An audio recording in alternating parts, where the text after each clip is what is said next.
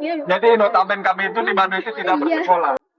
Sesampainya di rest area Baduy, kita diberitahu bagaimana suku Baduy dididik sedari kecil hingga tumbuh beranjak dewasa. Jadi intinya mata metode pembelajaran kami itu di suku Baduy itu ada apa namanya?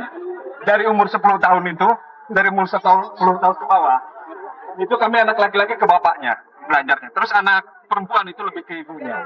Nah, 10 tahun ke atas baru belajar ritual dan mengamati alam dan menjaga ekosistem alam sama manusia. Jadi saya harap teman-teman kerjasamanya untuk menjaga alam, ya salah satunya tadi itu tidak membuang sampah sembarangan atau merusak tanaman yang ada di area kami. Sampai situ paham? Paham. Baik, terima kasih. Jadi di Baduy ini kami mayoritas itu. Setelah pengarahan, kita beranjak ke materi utama kita, yaitu alat musik tradisional Baduy.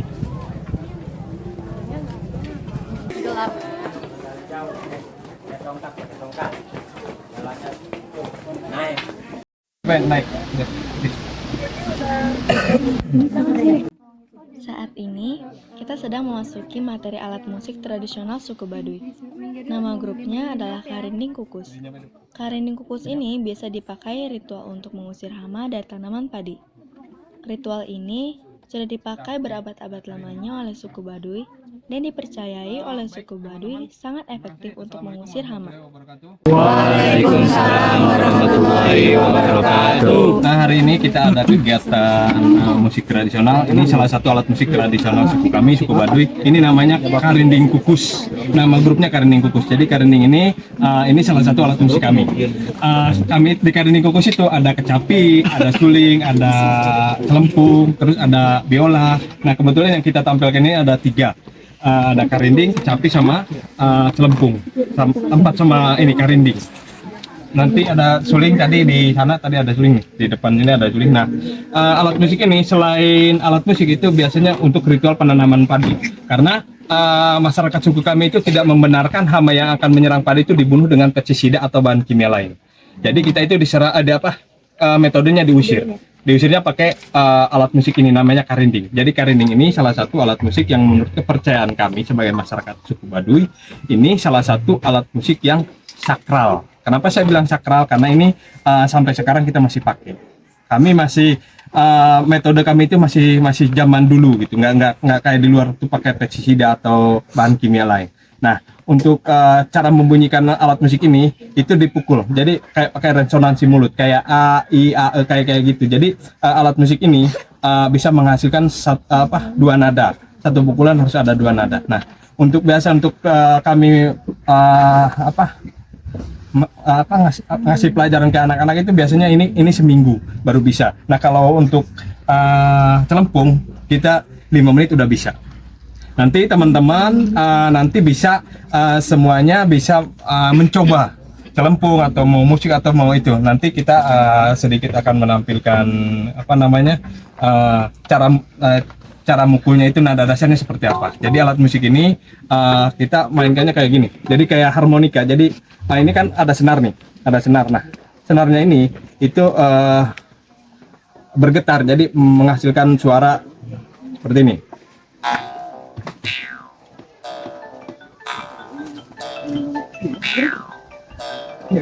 Jadi seperti itu. Boleh langsung.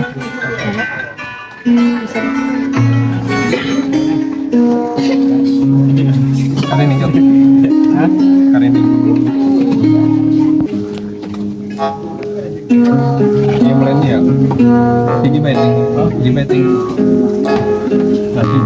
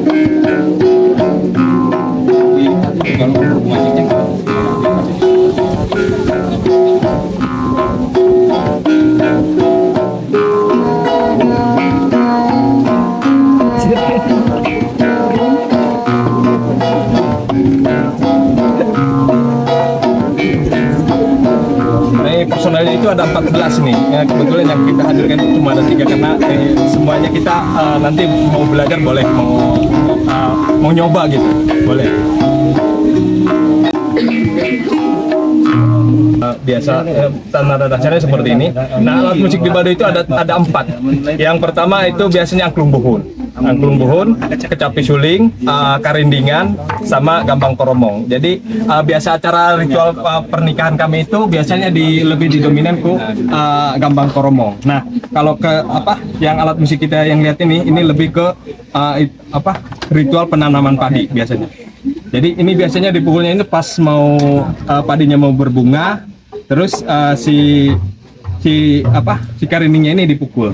Nah, biasanya kita kepercayaan kami itu ini salah satu media. Bukan berarti alat musik, mungkin teman-teman dari Tangerang ini sedikit nggak masuk akal gitu dengan alat musik ini bisa mengusir hama. Ini media.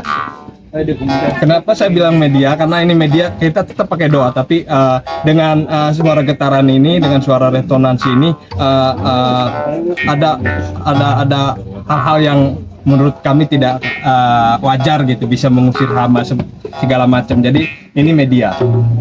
Medianya itu pakai karinding ini. Jadi biasanya itu dipukulnya itu pas mau berbunga atau mau nanam. Nah, kebetulan kami itu 1 tahun itu cuma 1 kali panen. Jadi si hasilnya itu kami dibuat ditanam di lumbung padi. Lumbung padinya itu dibuat deposit. Kenapa sih dibilang deposit? Karena waktu tahun 98 waktu krisis moneter, kakek saya itu belinya apa coba? Beli garam. Karena ketika Indonesia nggak baik-baik aja katanya, kita bisa bertahan hidup sampai 20 sampai 30 tahun untuk stok makanan yang di lumbung padi itu, karena lumbung padi itu nggak ada.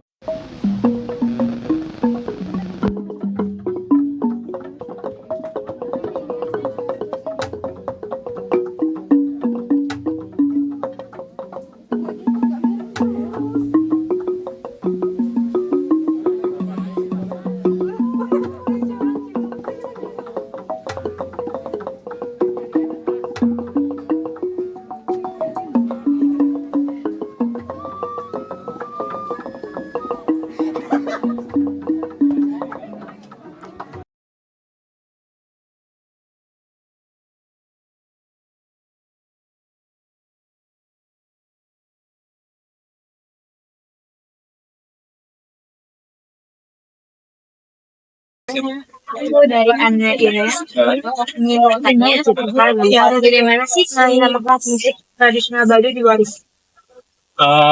Sebetulnya seni musik tradisional ini diwariskan itu dengan satu, mungkin karena itu kewajiban kami. Kenapa saya bilang kewajiban? Dari ritual-ritual kami itu ada yang memakai musik, kayak media musik. Maksudnya gini, setiap itu wajib harus bisa musik-musik tradisional, karena itu salah satu dari budaya kami. Jadi kayak kerangka musik itu satu bagian dari budaya-budaya yang ada di dalam. Alat musik itu selain alat musik kami buat ritual penanaman padi, ada ritual pengobatan padi, itu pakai media musik. Jadi musik itu diwariskannya itu dengan merasa kita bertanggung jawab sebagai masyarakat Baduy itu harus mengembangkan atau mempelajari alat-alat musik yang udah nenek moyang kita wariskan. Jadi kira-kira seperti itu. Jadi nggak ada khusus misalkan, Pak ini kita harus belajar musik nih anak-anak regenerasi. Jadi di Baduy itu nggak ada metode seperti itu. Jadi semuanya musik ini di Baduy itu belajar dengan saya kira dengan belajar dengan sendirinya. Kenapa saya bilang dengan sendirinya? Jadi tidak ada arahan untuk belajar alat musik ini. Jadi semuanya itu bisa dengan kealaminya, dengan sering memakai, terus dengan karena ini kan pentatonik bukan do re mi fa sol la si. Nah, dengan pentatonik itu lebih ke perasaan. Jadi kita itu bisa mengerti. Jadi mayoritas orang Baduy itu bertani. Selain bertani, kami itu mempelajari alat musik ini kalau pas malamnya. Karena kami itu di Baduy itu kan nggak boleh ada teknologi ya. Kayak contoh HP sampai sekarang itu teknologi itu belum dilegalkan di mana. Jadi kami itu sebagai masyarakat Baduy itu biasanya anak mudanya itu untuk mengenang-mengenang budaya-budaya nenek moyang itu pakai alat musik ini. Dan ini alat musik ini salah satu ritual untuk ritual penanaman padi atau ritual pengobatan padi. Pakai medianya ini. Saya mau nanya lagi, Ya boleh. apakah orang luar bisa jadi suku Baduy? Terkait dengan pertanyaan apakah orang luar jadi orang Baduy bisa? Jawabannya tidak. Kenapa saya bilang tidak? Karena gini, orang Baduy bisa nikah dengan orang luar, akan tetapi harus pindah keluar, dengan catatan harus pindah keluar.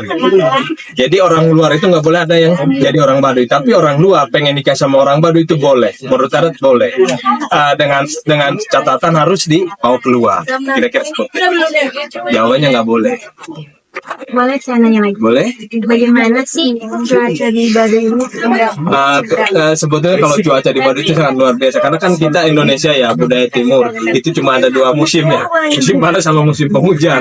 Nah kebetulan di Baduy ini musim hujan maupun musim panas itu, kenapa saya bilang luar biasa, oksigen di Baduy itu luar biasa. Mungkin coba kakak hirup udara di sini sebanyak-banyaknya daripada di Tangerang, itu luar biasa di sini oksigennya. Tangerang kan maaf ya, dengan industri, dengan pusat-pusatnya pabrik-pabrik itu saya kira udaranya kurang bagus. Tapi kalau di sini luar biasa seperti itu. Jadi musim di Baduy itu sama, ada 2 musim dan semua. Terima kasih Kak. Ya, sama-sama. Hal yang dapat kita petik dari pembelajaran kita di suku Baduy adalah tentang kesederhanaan, kepedulian terhadap lingkungan, kebersamaan, dan nilai-nilai moral. Mereka menolak modernisasi yang dianggap dapat merusak keseimbangan kehidupan mereka. Mereka tidak tergoda oleh perkembangan zaman dan tetap mempertahankan gaya hidup yang diwariskan oleh leluhur mereka. Dari mereka, kita belajar poin-poin penting bahwa bahagia tidak selalu berarti memiliki banyak harta.